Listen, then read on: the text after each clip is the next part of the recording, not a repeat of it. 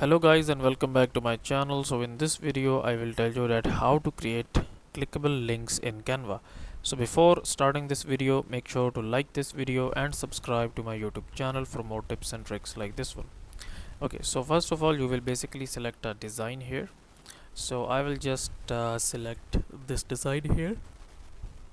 So this is basically a presentation that is loading.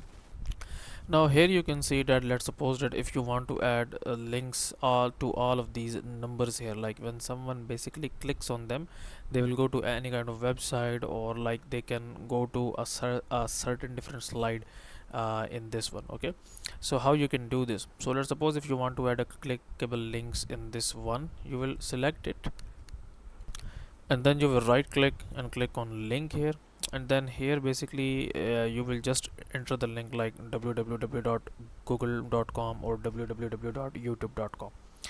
okay, and then you will do the same with the rest of them.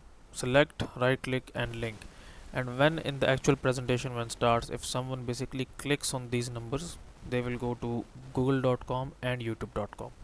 So that's it for this video guys. If you find it useful, kindly like this video and subscribe to my channel, and I will meet you in the next video.